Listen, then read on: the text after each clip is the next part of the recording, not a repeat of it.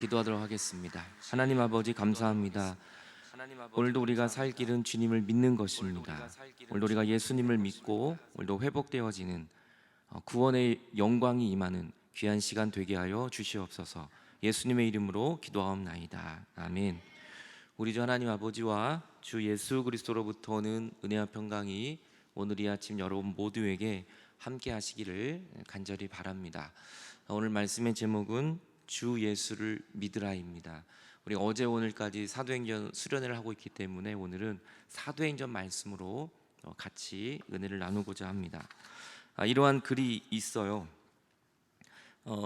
사장은 힘들어도 견디지만 직원은 힘들면 사표 낸다. 연인은 불쾌해지면 헤어지지만 부부는 불쾌해도 참고 산다. 수영할 줄 모르는 사람이 수영장 바꾼다고 해결이 안 되고, 일하기 싫은 사람이 직장을 바꾼다고 해결이 안 되며, 공부하기 싫은 학생이 학교를 바꾼다고 성적이 오르지 않고, 건강을 모르는 사람이 비싼 약만 먹는다고 병이 낫는 게 아니고, 사랑을 모르는 사람이 상대를 바꾼다고 행복해지는 게 아니다. 모든 문제의 근원은 내 자신이다. 내가 변하지 않고는 아무것도 변하는 게 없다. 시인 이정아 시인은 이런 글을 썼습니다. 장작이 변하지 않으면 어찌 더운 물로 목욕을 할 수 있으며, 쌀이 변하지 않으면 어떻게 우리가 밥을 먹을 수 있을까? 또한 음식이 변하지 않는다면 우리 몸이 어떻게 영양을 섭취할 수 있겠습니까? 그렇듯 변화는 유익한 것입니다. 여러분, 변화는 굉장한 유익한 것입니다. 그리고 변화는 내가 되는 것입니다. 중요한 건 내가 변하려고 변하는 게 아니라 예수님 믿으면 변화됩니다. 정말 예수님의 말씀이 나에게 오고 성령이 나에게 오면 나도 모르는 사이에 내가 변화되어지기 시작합니다. 그 변화되어진, 절대로 변할 수 없는 사람이 변화된 한 사람을 제가 소개하고 싶어요. 그 사람이 바로 오늘 사도 바울입니다. 그 사도 바울은 오늘 사도행전 9장을 보면 그는 예수 믿는 사람을 다 잡으러 갔었습니다. 그런데 다메섹에서 예수 그리스도를 만나고 나서 그의 삶은 완전히 변화됩니다. 그가 변하려고 노력한 게 아니라 성령 하나님이 그의 삶을 완전히 변화시켜 주시는 겁니다. 우리의 삶은 예수님 만나면 변하고 하나님의 말씀이 내 안에 들어오면 변화되어지는 것입니다. 여러분, 너무나 고민하고 불평하고 원망하지 마세요. 예수님이 내 안에 들어오시면 우리에겐 이 세상은 고달프고 힘들어도 천국으로 바뀌는 것입니다. 저는 이 예배 가운데 여러분의 모든 삶이 천국으로 바뀌고 내가 변하는 놀라운 축복의 시간이 여러분 모두에게 임하게 되길 간절히 축원합니다. 여러분, 사도 바울은 변했습니다. 하나님의 말씀이 임하고 보혈이 임하여 그는 변화됐어요. 그가 어떤 사람이었냐면 빌립보서는 이렇게 말합니다. 나는 8일 만에 할례를 받은 사람이고 이스라엘 족속이고 베냐민 지파고 히브리 중에 히브리이다. 율법으로는 나를 따라올 수 없는 나는 바리새이다. 내가 나만큼 율법에서 능통한 사람이 있으면 아무도 없다라는 거예요. 열심으로는 하면 나는 교회를 박해했고 율법으로는 흠이 없는 완벽한 사람이었습니다. 그러나 무엇이든지 이제 나에게 유익하던 것을 나는 다 그리스도를 위하여 해로 여긴다. 다 버리게 되었다라는 거예요. 그리고 그가 정말 변화된 다음에 한 일이 바로 예수 그리스도를 전하는 거였습니다. 그는 안디옥에서 시작하여 여러분 1차 또 2차 3차 그는 선교 여행을 떠나기 시작해요.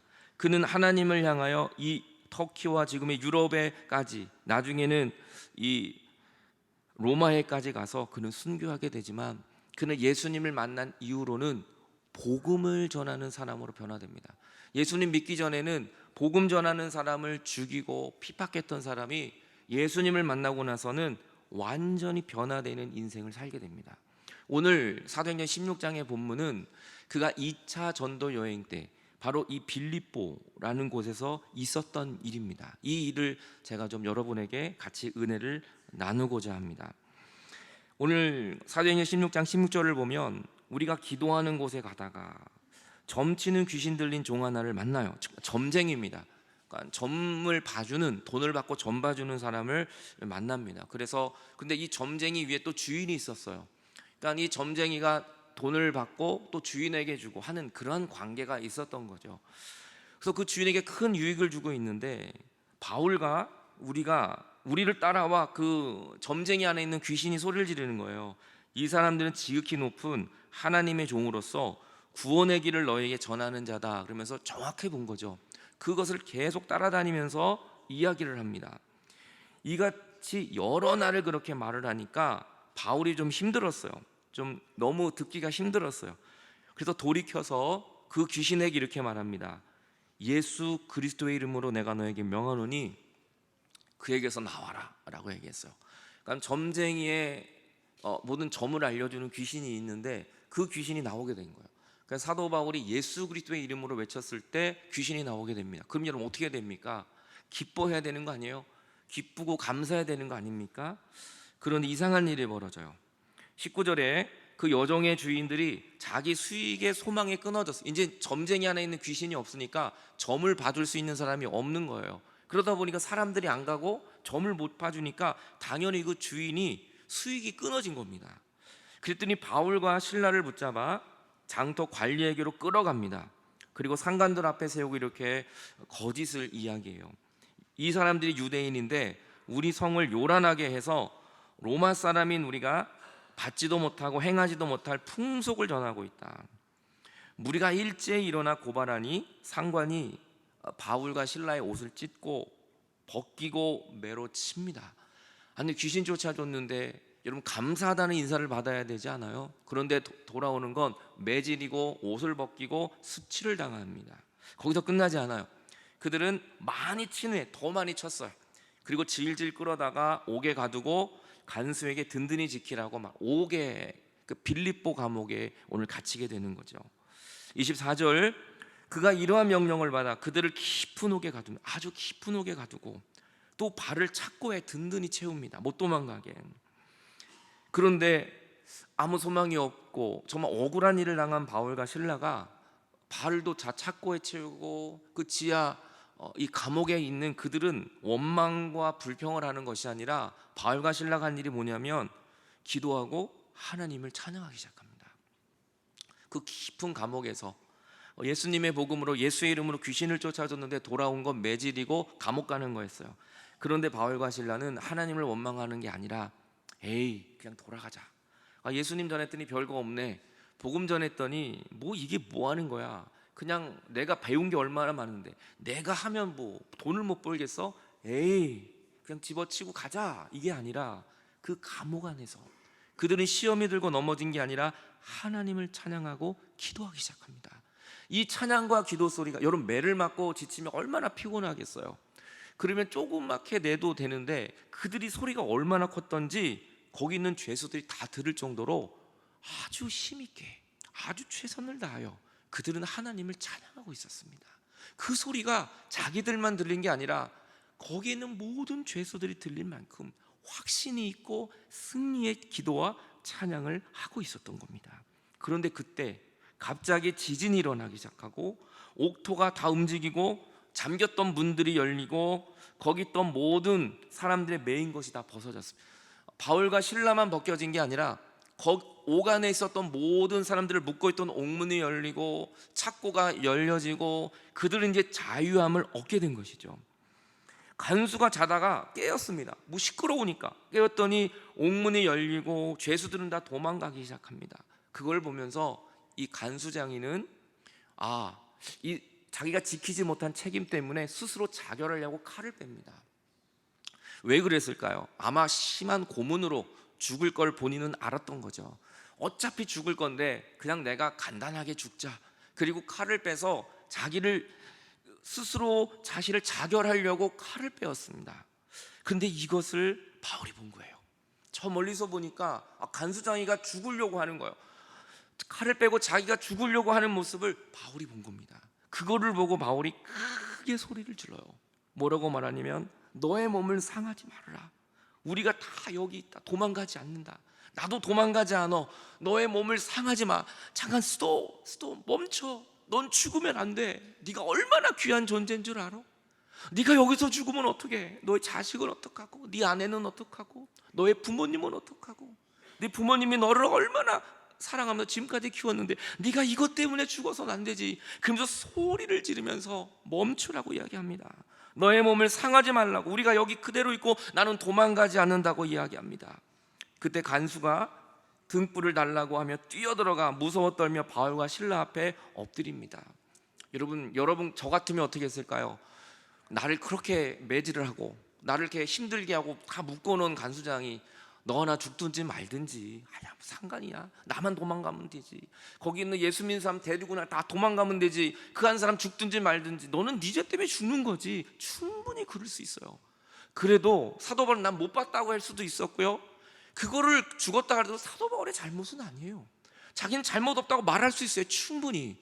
그런데 사도 바울은 그 한 사람을 보면서 죽지 말라고, 내가 도망가지 않겠노라고, 살아있으라고 그렇게 이야기를 합니다. 그 간수장이는 그 말을 듣고 무서워서 어찌할지를 몰라 바울 앞에 엎드립니다. 그들을 데리고 나아가 이렇게 말해, 선생님, 그러면 내가 어떻게 하여야 구원을 얻을 수 있습니까? 내가 어떻게 해야 이 위기를 극복하고 내가 어떻게 해야 살 수가 있습니까? 나는 지금 죽을 일밖에 없습니다.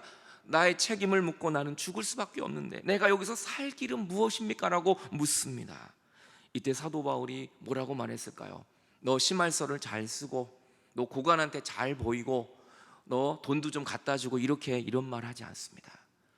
그 고민하고 죽게 된 그 간수장에게 오늘 사도 바울은 이렇게 이야기합니다. 주 예수를 믿어라. 그러면 너뿐만이 아니라 너의 집 모두가 구원을 얻게 될 것이다. 주님, 내가 지금 죽게 됐습니다. 어떻게 할까요? 주님이 말합니다. 주 예수를 믿으라. 주님, 지금 내 아들이, 내 딸이 위기에 처해 있습니다. 방법을 알려주십시오. 주 예수를 믿으라. 지금 나의 사업이, 지금 내 몸이, 지금 내 삶이 망신창이가 되었습니다. 주님, 난 지금 철제철명의 위기 앞에 있습니다. 살 방법을 알려주십시오. 주님이 우리에게 말합니다. 주 예수를 믿어라. 그러면 너도 살고 너의 가족도 살게 될 것이다. 우리의 가장 귀한 선택은 주 예수를 믿는 것입니다. 오늘 간수장에게 필요한 건 주 예수님이셨습니다. 오늘 우리 옥수동 루터교회에 필요한 건 주 예수 그리스도이십니다. 오늘 여러분의 가정에 필요한 것도 물질이 아닌 주 예수 그리스도이십니다. 오늘 여러분의 자녀들에게 필요한 것은 성적이 아닌 주 예수 그리스도이라는 것을 믿으시기 바랍니다. 그래서 사도 바울은 예수 그리스도를 만난 이후로 주 예수 그리스도를 복음을 전한 겁니다. 그의 생명이 다할 때까지 예수님만 믿는다면 우리의 모든 인생의 문제들은 다 해결될 것을 알았기 때문인 것입니다. 오늘 같이 예배드리는 우리 어린이들에게 가장 필요한 게 주 예수 그리스도를 믿는 믿음임을 믿습니다. 감사한 건 어린이들 때문에 부모님들이 교회 오는 아이들이 있습니다. 지금 어린이들 때문에 오늘 잠자려고 하다가 오늘 아이 발표 때문에 교회 오신 분들도 계세요. 여러분, 주 예수를 믿는 것, 이것이 우리의 가장 큰 축복임을 믿으시기를 바랍니다. 사도 바울은 자기가 도망가지 않고 그 간수장에게 오늘 복음을 전하고 있는 것입니다. 주의 말씀을 그 사람과 그 집에 있는 모든 사람에게 전하기 시작합니다. 그리고 그 밤에, 그 시각에, 죽어야 되는 그 시간에 그는 생명의 시간으로 바뀌어집니다.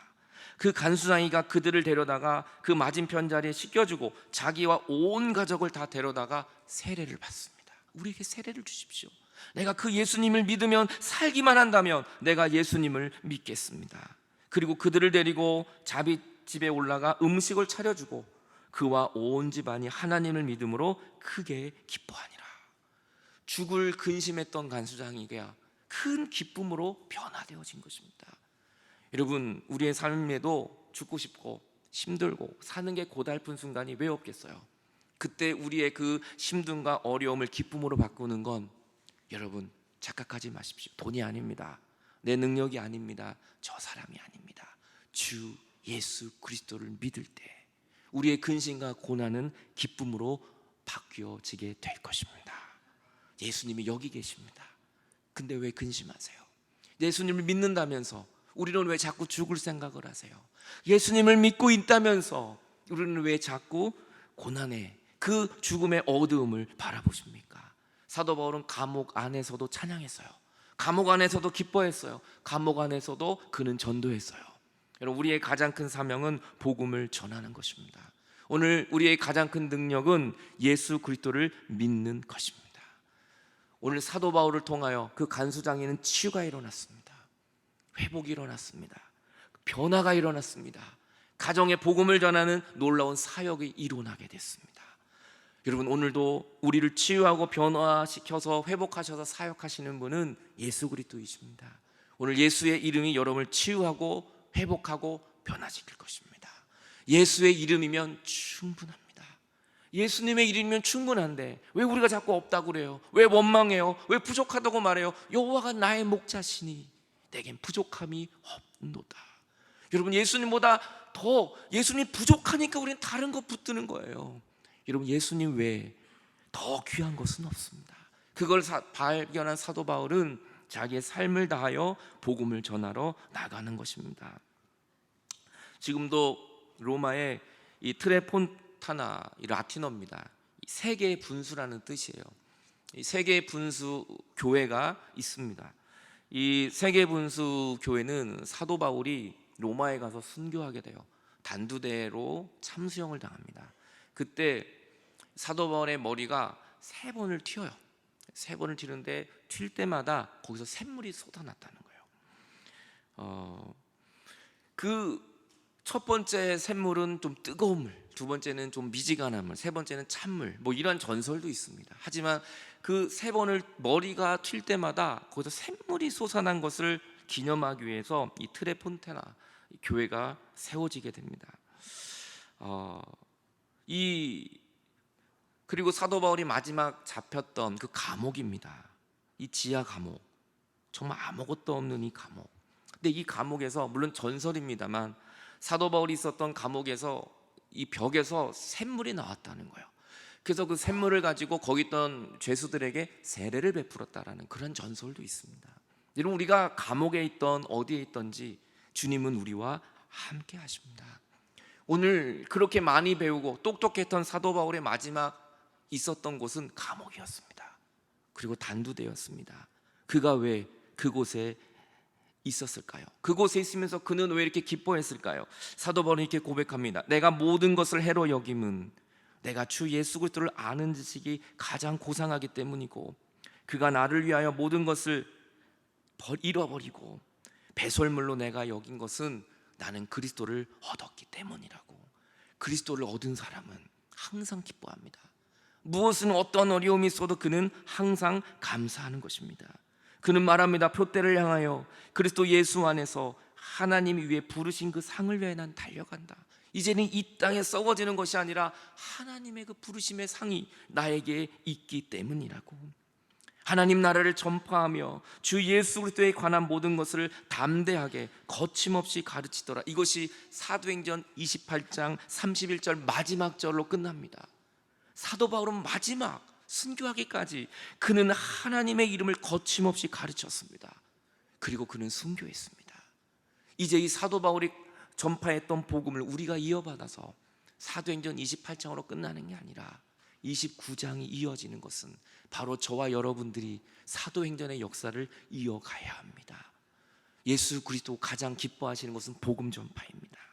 오늘도 복음 전파는 끊어질 수 없습니다. 주님이 이렇게 마지막 승천하면서 말씀합니다. 오직 성령이 너에게 임하면 너희가 권능을 받고 예루살렘과 온 유대와 사마리아와 땅끝까지 이르러 내 증인이 될 것이다. 예루살렘, 온 유대, 그리고 미와 그 원수로 생각했던 사마리아까지, 지금은 땅끝까지 사도 바울을 통하여 복음을 전합니다.